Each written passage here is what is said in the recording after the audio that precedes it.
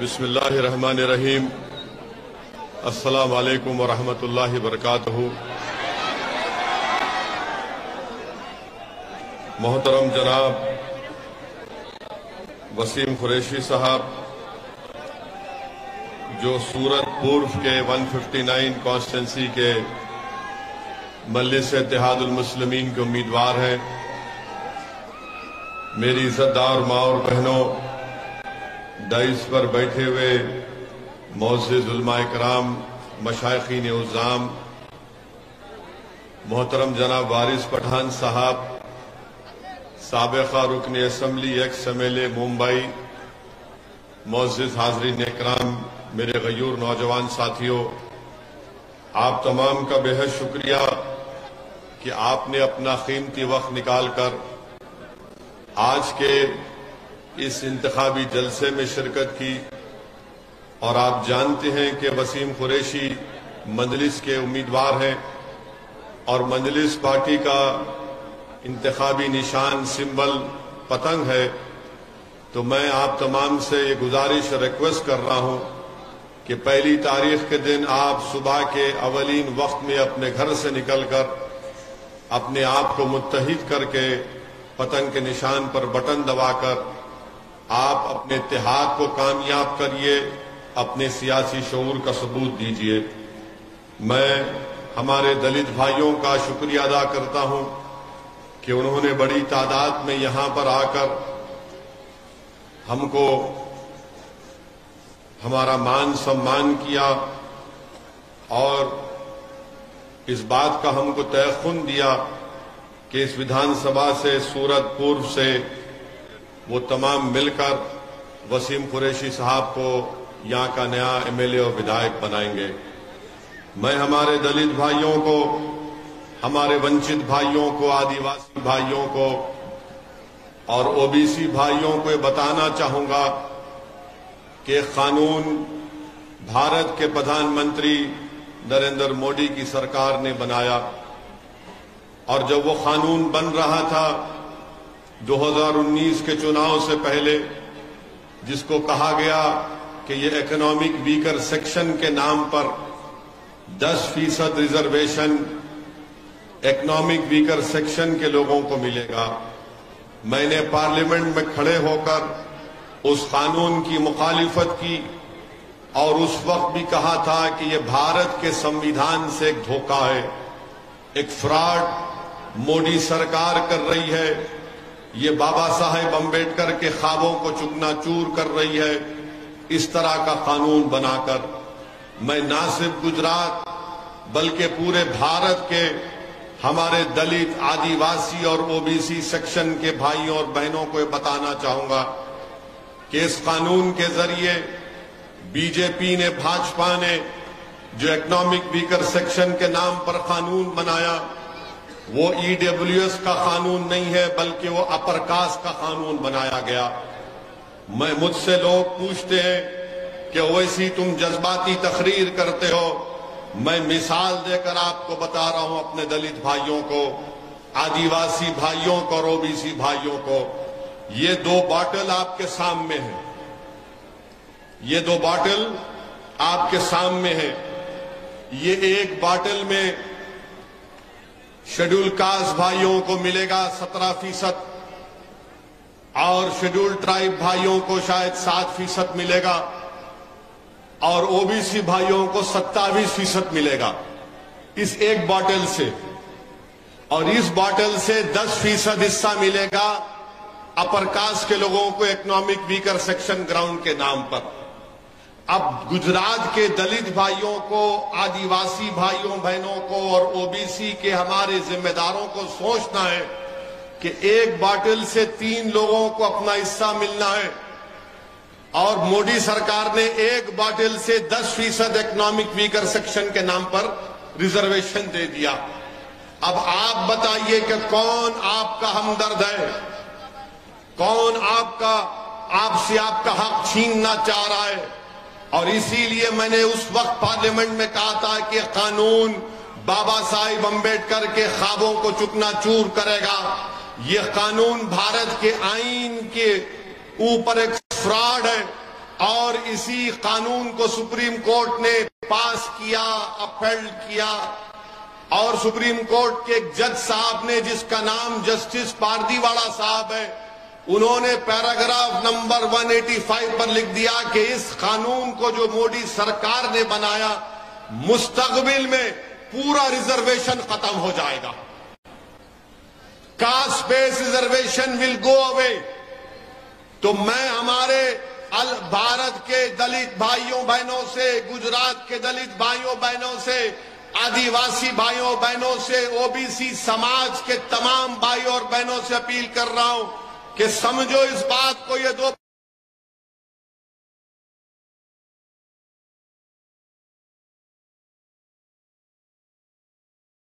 का schedule tribe और OBC होगा। अब आपको फैसला करना है। अगर आप भाजपा को वोट देंगे तो याद रखिए, मुस्तकबिल में कास्ट बेस्ड रिजर्वेशन खत्म हो जाएगा। मैंने पार्लियामेंट में भी कहा था, आज भी कह रहा हूं, भाजपा के लोगों को मेरी आज के भाषण के बाद रात भर सर में दर्द होगा, पेट में दर्द होगा, और सुबह से टीवी चैनल पर जाकर इनके तोते बैठकर मेरे खिलाफ बोलते रहेंगे कि ओवैसी ने जो कहा वो गलत कहा और झूठ कहा। मैं भाजपा के तोतों से कहना चाहूंगा कि तुम मेरे खिलाफ जितना बोलना चाहे बोल लो। मैं ये मिसाल दे रहा हूं 2 बोतलों की, अगर ये सच है या नहीं है बता दो। जस्टिस पारदीवाला साहब ने जजमेंट में जो बात कही वो सच है या झूठ है बता दो। भाजपा का क्या मौक़िफ़ है? अरे हजारों साल से दलितों पर जुल्म हुआ। रिजर्वेशन किसको मिलता है? जिसको लाकर पीठ पर लाठियां मारी जाती हैं, उनको रिजर्वेशन मिलना चाहिए। अगर कोई दलित समाज का लड़का घोड़ी पर बैठकर अपनी बारात को निकालता है तो उसको पीटा जाता है। एनकाउंटर आदिवासियों का नक्सलाइट कर दिया जाता है। अरे सोशल जस्टिस के नाम पर रिजर्वेशन मिलना चाहिए, सोशल डिस्क्रिमिनेशन के नाम पर रिजर्वेशन मिलना चाहिए। मगर नरेंद्र मोदी की सरकार ने ईडब्ल्यूएस के नाम पर अपर कास्ट का एक कोटा क्रिएट कर दिया। और याद रखिए, आने वाले सालों में भाजपा और आरएसएस की यही कोशिश है कि दलितों से, आदिवासियों से, ओबीसी समाज का कास्ट बेस्ड रिजर्वेशन खत्म करके रख दिया जाए। ये बात इनको समझना है। अगर आप भाजपा को वोट देना चाहेंगे दे दो, मगर याद रखो, आज आपको रिजर्वेशन मिल रहा है, कल नहीं मिलेगा। बीजेपी और आरएसएस कहेगी कि गरीबी के नाम पर रिजर्वेशन मिलना चाहिए। मैं आपको बता रहा हूं, ईडब्ल्यूएस के नाम पर अगर सबसे कमजोर अगर कोई है, इकोनॉमिक तौर पर, माशी तौर पर, जो पैसों में सबसे गरीब है हमारे दलित आदिवासी भाइयों को छोड़कर, तो अल्पसंख्यक समाज का मुसलमान है। बताओ कितनों के पास ईडब्ल्यूएस का सर्टिफिकेट है? यहां पर आपके पास कितनों के पास ईडब्ल्यूएस का सर्टिफिकेट नहीं है? हाथ उठाओ। ईडब्ल्यूएस का सर्टिफिकेट किसके पास नहीं है? शर्माओ मत, डरो मत मोदी से। मैं खड़ा हुआ हूं, एक मर्द तुम्हारे सामने खड़ा हुआ है। इतने लोगों को एक सर्टिफिकेट नहीं मिलता तो किसको मिलता है? और मोदी जी क्या कहते हैं? जिसकी सालाना आमदनी 8 लाख होगी उसको मिलेगा। अब आपकी सालाना आमदनी कितनी होगी? अल्पसंख्यक समाज मुसलमान का बहुत से बहुत गरीब कमाता होगा 20,000 या उससे भी कम, और उनको सर्टिफिकेट नहीं दिया जा रहा है। किसको दिया जा रहा है? जो ऑलरेडी आसमानों पर है और जो जमीन पर है उनको उठाने की बात नहीं कर रहे हैं, और जिनको मिलना चाहिए उनको नहीं मिलता है। इसीलिए मेरे अजीज दोस्तों और बुजुर्गों, ये जो कानून भाजपा ने बनाया और जिसको सुप्रीम कोर्ट ने अपहेल्ड किया, हम उस कानून के खिलाफ थे और रहेंगे। हम उस सुप्रीम कोर्ट के फैसले को बड़ी इज्जत के साथ गलत मानते हैं। तो ये हमारी बात को हमारे दलित भाइयों को, हमारी बहनों को, आदिवासी समाज के और ओबीसी समाज के लोगों को समझना पड़ेगा।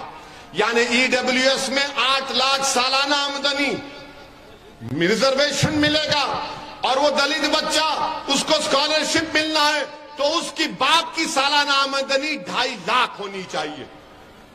उनको 8 लाख और इनको स्कॉलरशिप के लिए 2.5 लाख। और मोदी जी गुजरात में आके बोलते मैंने गुजरात को बनाया,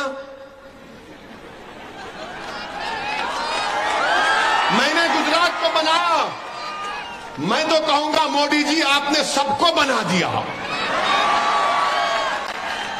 आपने सबको बना दिया, आपने सबको बेवकूफ बना दिया।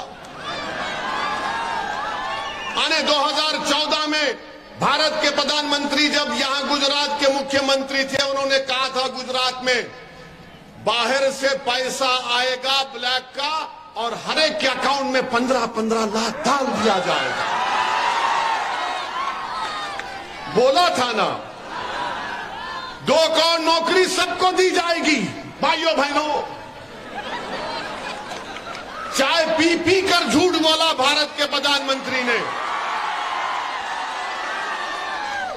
तो एक वाकया याद आया हमको, हमारे वालिद मरहूम बोलते थे, ये भाजपा वाले दिल पर ना ले, लाइटर वेन में ले, मजाक के तौर पर ले।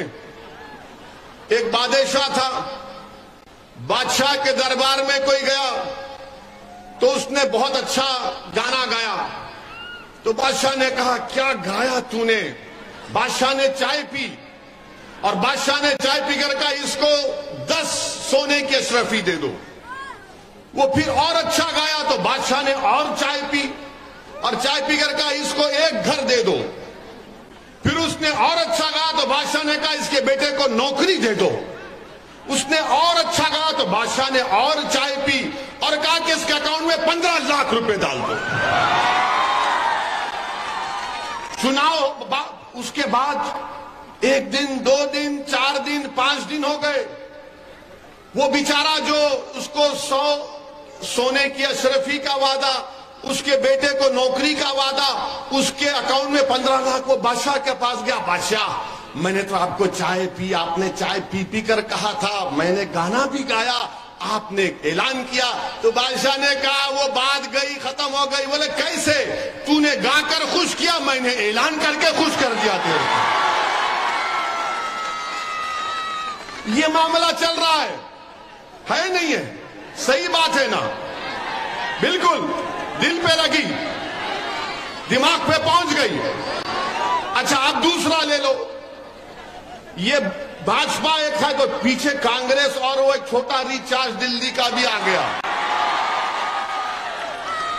तो दोनों में 3 लोग खड़े हुए थे, भाजपा, कांग्रेस और वो छोटा रिचार्ज। सूरत में आए और आकर एक ने कहा ये माने दिल पे मत लो, लतीफा है, लाइटर वेन में है। तो एक ने कहा कि मेरे पास इतनी बड़ी दौलत है, इतनी जमीन है मेरे पास। ये हमारे छोटे भाई ने अपनी तकरीर में कहा था। उन्हें कहा इतनी बड़ी जमीन है कि अगर हम जमीन पर फर्टिलाइजर डालकर जब वापिस आते हैं पूरी जमीन पर अनाज खड़ा हो जाता है। तो वो दिल्ली का छोटा रिचार्ज बोला हाँ, इतनी जमीन तेरे पास है कि फर्टिलाइजर डालते हैं और वापिस आए जब तक अनाज उग जाता? बोले हाँ उग जाता। उसने बोला ओहो, ये तो लंबी छोड़ा, मुझे भी लंबी छोड़नी चाहिए। उसने कहा मेरे पास क्या है तुझे मालूम? तो बादशाह ने पूछा क्या है तेरे पास? बोले मेरे पास इतना लंबा बंबू है कि अगर हमारा दिल नहीं बहलता तो हम एक गांव के तारे को खींचकर सूरज पूर्व में लाते हैं और जब उसका दिल नहीं भरता तो उसको भरूच में लेकर जाते हैं उस तारे को। तो कांग्रेसी ने पूछा ये बता कि वो बंबू तू कहां रखता? तो उसने कहा तेरे बाप के घर में रखता हूं। अरे ये क्या है? गारंटी कार्ड, गारंटी कार्ड दे दिए। गारंटी कार्ड से क्या होने वाला है? 2017 में कांग्रेस ने भी किया था ना, ऐलान किया था, लंबी लंबी लाइन थी, घर नौ घर किया था ना। कहां गई कांग्रेस? अब ये छोटा रिचार्ज आके बोल रहा है वो, अरे क्या कर रहे हैं? कब तक जनता को आप धोखा देंगे? अरे प्रधानमंत्री बन गए, मुख्यमंत्री से प्रधानमंत्री बनकर 8 साल हो गए, 15 लाख छोड़ो 15 पैसे अकाउंट में नहीं आए। प्रधानमंत्री बन के 8 साल हो गए, नौकरी नहीं दिए। अब कह रहे हैं कि मैं 2024 तक 10 लाख नौकरी दूंगा। तो ये आपको समझना है कि आपके वोट के लिए आपको झूठ बोला जाता है, आपको धोखा दिया जाता है ताकि आपका वोट हासिल कर लो और उसके बाद आपको भूल जाओ। मजलिस इस तरह की बड़ी बड़ी दावे और बातें नहीं करती हैं। इसीलिए मैं आपसे अपील कर रहा हूं कि 1 दिसंबर के दिन आप अपने वोट को सही तरीके से इस्तेमाल करिए। वसीम कुरैशी मजलिस के उम्मीदवार हैं, उनको कामयाब करिए। अच्छा, आप जानेंगे, आप देखेंगे कि हमारे यहां से जाने के बाद कल कांग्रेस और छोटा रिचार्ज के लोग और भाजपा के लोग कल मीडिया को बुला बुला कर बोलेंगे कि ओवैसी ने जो बातें की है ना, वो बहुत गंदी थी, बहुत गंदी बातें की उसने, उसको ऐसा नहीं करना चाहिए था। ये जहां कहीं भी जाता भड़काऊ भाषण देता। अबे क्या मैं क्या भड़काऊ भाईजान हूं? मैंने किसके खिलाफ कहा? मैं किसी के खिलाफ कहता नहीं हूं, सच्चाई को बयान करता हूं तो इनको तकलीफ हो जाती है। अब कल देखना, आप भाजपा वाले बोलेंगे ओवैसी देश से मोहब्बत नहीं करता, ओवैसी देश से मोहब्बत नहीं करता, उसको देश से मोहब्बत नहीं है।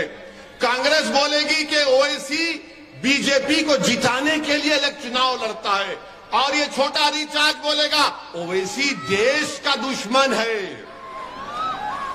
अब ये तीनों एक हो जाते हमारे खिलाफ। अब आपको मैं बता रहा हूं हमसे नफरत क्यों है, क्योंकि हमने आकर जनता के दरमियान में बाबा साहिब अम्बेडकर के संविधान को सामने रखकर हमने बात को कहा। क्या कहा कि आप सिर्फ वोट डालने वाले नहीं हैं, आपको वोट लेना भी पड़ेगा। तो वसीम कुरैशी मजलिस का उम्मीदवार नहीं है। जितने यहां पर बैठे हैं, जहां तक मेरी आवाज अल्लाह अपने फजलो करम से पहुंचा रहा है, आप सबको जानना चाहिए कि आप वसीम कुरैशी हैं, आप मजलिस के कैंडिडेट हैं, आपको वोट लेना है। बरसों से आपने वोट दिया मगर आप वोट नहीं ले सके, और आपके दिलो दिमाग में बात डाल दी गई कि नहीं नहीं तुम वोट नहीं ले सकते, तुमको वोट देना तुम्हारा काम है। मेरे अजीज दोस्तों और बुजुर्गों, भाजपा की सरकार है, 27 साल से गुजरात में भाजपा की सरकार है, और आज अगर भाजपा बोलती है कि हमने सबका साथ, सबका विकास, सबका विश्वास किया, तो भाजपा को बताना पड़ेगा कि गुजरात की गवर्नमेंट की नौकरियों में अल्पसंख्यक समाज का जो नौकरी का रेशियो है वो 7% से 1% पर आ गया। ये आपका सबका साथ है। भाजपा को बताना पड़ेगा कि नरोड़ा पाटिया में 1000 के करीब लोगों को जान से मार दिया गया था, तो जो शख्स पर कोर्ट ने उम्र कैद की सजा सुनाई, वो मनोज कुलकर्णी आज जेल से निकलकर भाजपा ने उसकी साहबजादी को टिकट दिया, वो उसके लिए कैंपेन कर रहा है। मोदी जी, ये आपका सबका साथ, सबका विकास है। भाजपा की सरकार है। बिल्किस बानो तुम्हारी बेटी भी है, तुम्हारी बहन भी है, तुम्हारी सब कुछ है। तुम सोचो थोड़ी देर के लिए, अगर बिल्किस तुम्हारी बेटी होती, उसकी अस्मत रेजी, उसका रेप किया जाता, वो प्रेग्नेंट थी जब उसका रेप हुआ, 3 साल की बेटी को उसके सामने शहीद कर दिया गया, उसकी मां को, उसकी साथ में खवातीन की इज्जत लूटी गई, उनका कत्ल कर दिया गया। अगर आज बिल्किस के दर्द को आप नहीं समझेंगे तो कौन समझेगा बताओ। जिन लोगों ने बिल्किस से बर्ताव किया, नरेंद्र मोदी ने दिल्ली में बैठकर ये ऑर्डर पास कर दिया कि जिन्होंने बिल्किस का जिंदगी को बर्बाद कर दिया, बिल्किस की बेटी को खत्म कर दिया, उसकी मां की इज्जत लूट ली, उन लोगों को छोड़ दिया भाजपा ने, उन लोगों को छोड़ दिया। वो आ गए दोबारा माशरे में। बताओ, जो मुझ पर तनकीद करते कि ओवैसी की पार्टी खड़े होने से भाजपा का फायदा होता है, क्या तुम्हारी जबानें गूंगी क्यों हो जाती है जब बिल्किस का नाम आता है? कौन लड़ेगा बिल्किस के लिए? बिल्किस कोई मुसलमान का मुद्दा नहीं, बिल्किस कोई हमारी महिलाओं का मुद्दा नहीं, बिल्किस भारत की महिलाओं का, भारत की अजमत का मुद्दा है। मेरे अजीज दोस्तों और बुजुर्गों, पूछो वो छोटा रिचार्ज से बिल्किस पर बोलो, नहीं बोलेंगे, नहीं बोलेंगे बिल्किस के ऊपर। और भाजपा क्या करती है कि किसी एक जगह पर एक फंक्शन हो रहा था, किसी बच्चों ने इल्जाम लगा दिया उन पर कि उन्होंने पत्थर फेंका, तो उनको खेड़िया में रोड पर लाकर भाजपा की सरकार ने उनको लटों से पीटा, मारा, वीडियोग्राफी की। किसने आवाज उठाई उन बच्चों के मारने और पीटने पर? थोड़ी देर के लिए अपने सीनों पर हाथ रखो नौजवानों। अगर तुमको इस चौरस्ते पर लाकर इतना मजमा खड़ा करके तुमको लटों से मारा जाएगा और जनता नारे लगाएगी, सीटी लगाएगी, तो तुमको उस लट की मार से ज्यादा तुमको बेइज्जती महसूस होगी। किसने आवाज उठाई? मैंने उठाया। और आज हमसे कहते हैं कि ओवैसी आने से ऐसा होता है। 27 साल से आपने इन तमाम पार्टियों को वोट दिया, मगर नतीजा क्या निकला? आपको क्या हासिल हुआ? जब चुनाव आते तो सब लोग जो धोखा देते आ जाते हैं कि नहीं नहीं, ओवैसी की बात में मत आओ, भाजपा को वोट मत दो, कांग्रेस को दे दो या ये छोटा रिचार्ज को दे दो, हमको मिलके रहना है। अरे कब से मिलके नहीं है? कब से मिलके नहीं रह रहे हैं? ये मिलके रहने का मसला नहीं है, ये दिलों को मिलाने का मसला है, ये आंख से आंख मिलाने का मसला है। ये गुलामी का मसला नहीं है कि सामने बैठकर अगर कोई कुर्सी पर बैठेगा तो मैं भी कुर्सी पर पैर पे पैर डालकर बैठूंगा और बोलूंगा, बोल अब क्या करेगा, मेरे लिए इंसाफ करेगा नहीं करेगा। ये मिजाज आपको पैदा करना है। मेरी तकरीर की आवाज सुन के नहीं बोलना है, पोलिंग बूथ को जाकर पतंग पे बटन दबाकर बोलना है, अब मैं मारा हूं, अब बैठूंगा और बात करूंगा मैं। ये मिजाज, ये सोच, ये फिक्र आपको पैदा करना है मेरी इज्जतदार मां और बहनों। ये इन मुद्दों को उठाते हैं तो इनको तकलीफ पहुंच जाती है। अच्छा, भाजपा ने कहा कि हम गुजरात में यूनिफॉर्म सिविल कोड लेकर आएंगे। क्यों लाएंगे यूनिफॉर्म सिविल कोड? ताकि आपकी तहजीब को, आपकी शनाख्त को, आपकी हर चीज को खत्म करके रख दिया जाए। अगर आपकी कोई चीज जिंदा आपको रखती है तो आपकी तहजीब, आपकी शनाख्त, जो भारत के संविधान के आर्टिकल 29 से आपको प्रोटेक्शन मिलता है। पूछो ये छोटा रिचार्ज से जो गारंटी कार्ड की बात करता है, बोलो यूनिफॉर्म सिविल कोड पर, बोलेगा इस पे नहीं बोलेंगे। बिल्किस पर बोलो तो बोलेगा नहीं बोलेंगे बिल्किस के ऊपर। हम भाजपा से पूछना चाह रहे हैं, यूनिफॉर्म सिविल कोड आप ला रहे हैं तो डिस्टर्ब एरियाज एक्ट क्यों नहीं खत्म करते आप, जिसको आप लोग गुजरात में अशांति एरिया कहते हैं ना, हाँ, आसान धारा कहते हैं। आसान धारा हटना चाहिए नहीं हटना चाहिए? बोलो, अरे हाथ उठाकर बोलो। घर खरीदना है तुमको? अब पूछो छोटा रिचार्ज से, भाजपा से, कांग्रेस से, बोलेंगे इसका बर मत बात कर, ना ना ना, भाजपा को हराना है।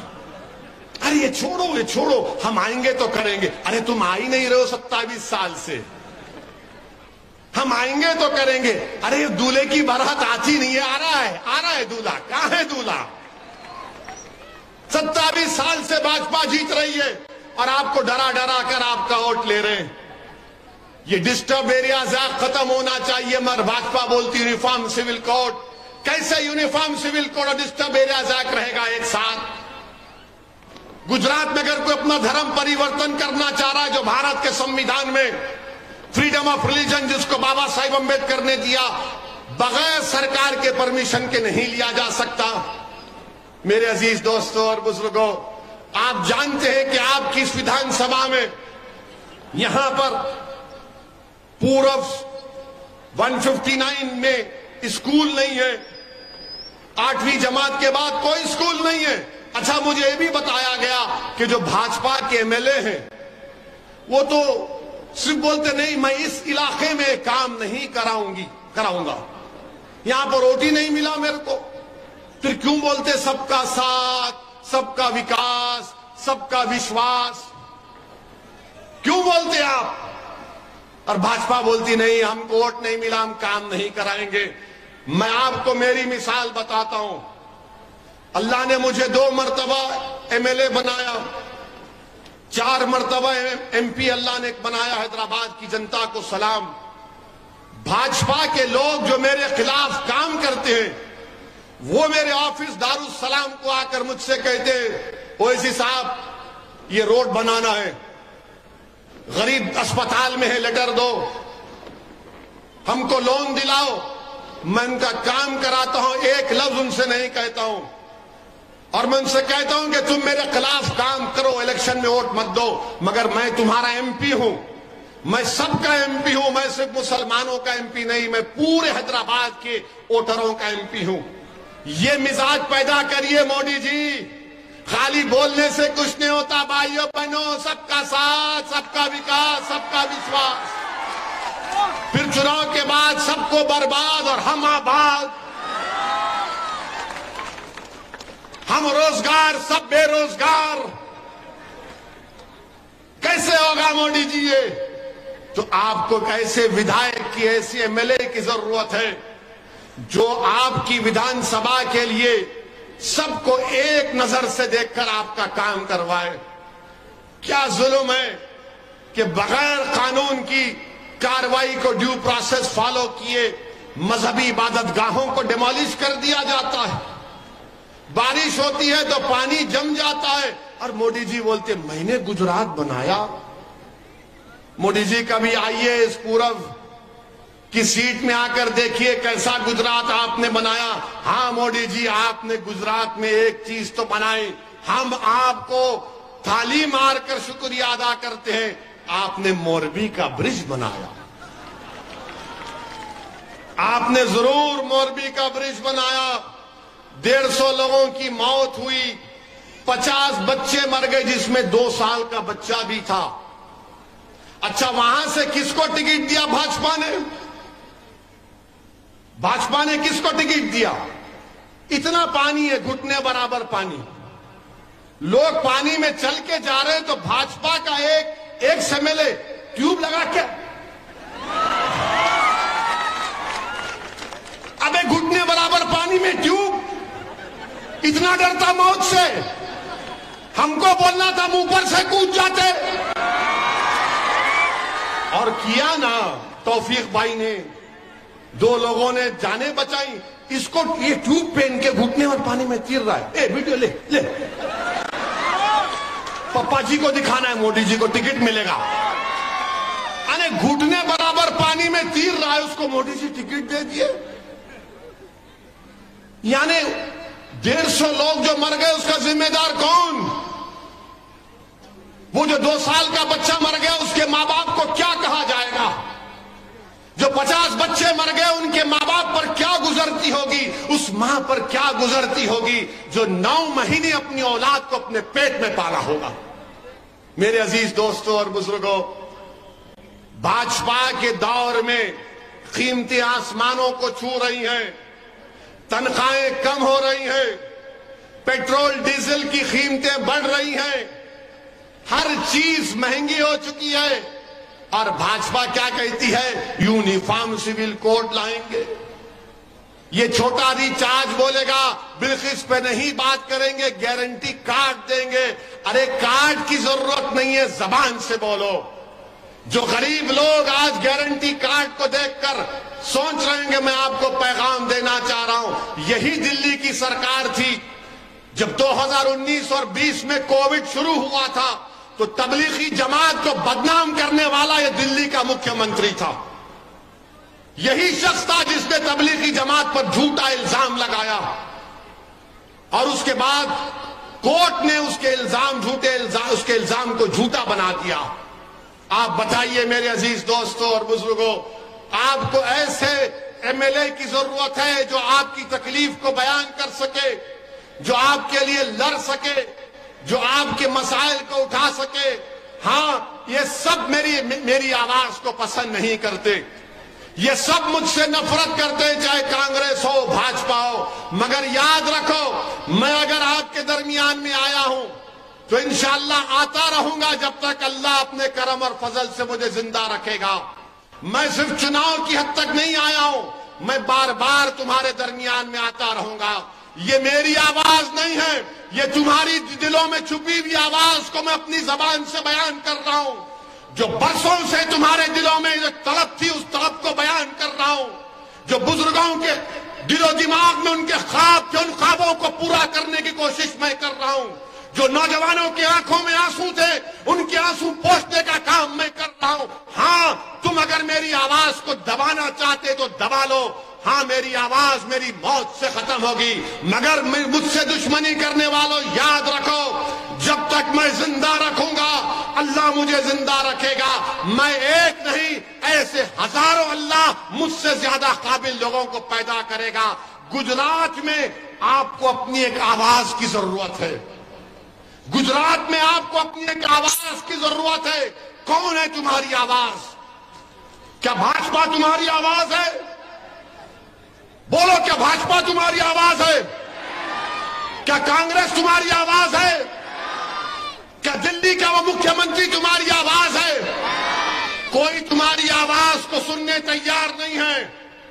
वो सिर्फ यही कहते हैं कि भाजपा को राना हमको वोट दो, और भाजपा दूसरों को डराकर वोट हासिल करती है। तो मेरे इलेक्शन लड़ने का मकसद एक ही है कि आपकी आवाज को मजबूत किया जाए, आपकी आवाज को गुजरात की विधानसभा में भिजाया जाए। चाहे वसीम कुरैशी हो, साबिर काबुली वाला हो, कोई भी मजलिस का नुमाइंदा अगर कामयाब होगा इंशाअल्लाह, तो गुजरात की विधानसभा में जाकर आपकी आवाज बनेगा। लोग बोलेंगे गुजरात की विधानसभा में अगर मजलिस के 8, 10 या 6, 7 एमएलए इंशाअल्लाह कामयाब हो गए तो क्या होगा? सरकार तो किसी और की बनेगी। अरे 27 साल से भाजपा की सरकार बन रही है। अगर किसी की भी सरकार बनती है, गुजरात की जनता तय करेगी। याद रखो, किसी पार्टी को सत्ता में आने से रोकना हम नहीं रोक सकते, हम अपने इत्तेहाद से अपनी आवाज को भिजा सकते। और जब आपका नुमाइंदा वसीम कुरैशी हो, साबिर काबुली वाला हो, शकील समा हो, ये जब विधानसभा में जाएंगे तो आपकी आवाज बनेंगे। कोई उठकर बोलेगा ओवैसी अगर 6-7 जीत कर जाएंगे तो क्या होगा? तो मैं उनको जवाब दे रहा हूं, आपको समझा रहा हूं कि भारत की पार्लियामेंट में 540 एमपी हैं, मजलिस के सिर्फ 2 एमपी हैं, मैं और इम्तियाज जलील। हम दोनों में से अगर कोई एक खड़ा हो जाता है तो 6 मिनट के लिए भाजपा के 300 एमपीओं को मिला के रख देते हैं। आपकी तकलीफ और आपके इंसाफ की बात करते हैं। इसको कहते हैं आवाज, इसको कहते हैं आवाज। हाँ, कोई कांग्रेस से भी जीत कर गया होगा, मगर वो आवाज नहीं उठाएगा, वो खामोश बैठा रहेगा, वो आवाज जबान पे ताला लगेगा। मैंने पार्लियामेंट में देखा कि जब मैं तकरीर करने के लिए खड़ा होता हूं तो अल्लाह का करम है, सदका नबी करीम सल्लल्लाहु अलैहि वसल्लम का, दुआ है औलिया अल्लाह की कि अल्लाह मेरी जबान में वो ताकत देता है बोलने के लिए, मेरा नाकारनामा नहीं। हम 5-6 मिनट में हर चीज को बयान कर देते हैं। यही तो चाहिए गरीबों को, यही तो चाहिए कमजोरों को, यही तो सुनने की आवाज तड़प रहे गुजरात के कमजोर लोग आज। जब आप एक दीवारी की आवाज को पार्लियामेंट में सुनते हैं तो मां और बहनें कहते हैं कि हाँ, ये मेरा बेटा सच बोल रहा है। जब बुजुर्ग सुनते हैं, जब बुजुर्ग सुनते हैं तो कहते हैं कि मैं इसके लिए रात में दुआएं करता हूं। जब नौजवान देखता है तो कहता है कि हाँ, ये मेरा भाई बोल रहा है। तो ये आवाज आपको पैदा करना है, कोई आसमान से आने वाला नहीं, कोई जमीन से निकलने वाला नहीं, आपको अपनी आवाज को बनाना पड़ेगा। अगर आप भाजपा को अपनी आवाज समझते हैं तो बिल्किस को सामने रखो। अगर तुम कांग्रेस को अपनी आवाज समझते हो तो फिर 27 साल से कांग्रेस की नाकामी तुम्हारे सामने है। अगर दिल्ली का वो छोटा रिचार्ज आता है तुम उसको अपनी आवाज समझते हो, तो तबलीगी जमात पर झूठे इल्जाम को याद रखो। मेरे अजीज दोस्तों और बुजुर्गों, यही चंद गुजारिशात मुझे आप तक पहुंचाना था। 1 दिसंबर के दिन जुम्मेरात का दिन है। नौजवानों, सुबह सुबह निकलो, अकेले मत जाओ, अपने साथ अपनी मां और बहनों को, बुजुर्गों को लेकर जाओ। पोलिंग बूथ को जाओ, पतंग के निशान पर देखो और ये उंगली उठाओ। ये उंगली की अहमियत क्या है मालूम ना आपको? इस उंगली को गवाह बनाकर बटन दबाओ और याद रखो, जब तक आप अपनी आवाज को पैदा नहीं करेंगे, जब तक आप अपनी आवाज को मजबूत नहीं करेंगे, आपकी आवाज आएगी तो भारत का सेक्युलरिज्म मजबूत होगा। भारत का सेक्युलरिज्म सिर्फ झूठे वादों से पूरा नहीं हो सकता। आप बरसों सबको वोट दिए, अब मजलिस को वोट देने का टाइम आ चुका है। और आपसे वादा कर रहा हूं कि सिर्फ इस चुनाव की हद तक ओवैसी नहीं आया है, मैं इंशाअल्लाह सूरत को आया हूं, आता रहूंगा। चुनाव लड़ेंगे, हर चुनाव लड़ेंगे। अब कोई चुनाव छूटेगा नहीं। मेरे दुश्मनों से मैं कहना चाह रहा हूं, मेरे मुखालिफीन से कहना चाह रहा हूं, तुम जितना मेरे खिलाफ बोल सकते बोल लो, जितना इल्जाम लगा सकते लगा लो, मगर मैं राह हक से हटने वाला नहीं हूं। तुम्हारा एक एक इल्जाम झूठा है, तुम झूठे हो, तुम्हारी सोच झूठी है, तुम धोखेबाज हो। तुमने झूठ बोलकर 27 साल से गुजरात के कमजोरों को, मजलूमों को धोखा दिया है। मेरे अजीज दोस्तों, मेरी इज्जतदार मां और बहनों, मुत्तहिद हो जाओ। मैं हमारे दलित भाइयों से कह रहा हूं, आदिवासी भाइयों से कह रहा हूं, हमारे हिंदू भाइयों से कह रहा हूं कि आपने देख लिया कि क्या हो रहा है गुजरात में। आज आपको मिलकर मजलिस को कामयाब करना है। तो 1 तारीख के दिन सूरत के आसमानों पर क्या नजर आएगा? सूरत के आसमानों पर पतंग पतंग पतंग नजर आएगी। और कैसा पतंग खींचेंगे आप और हम मिलकर?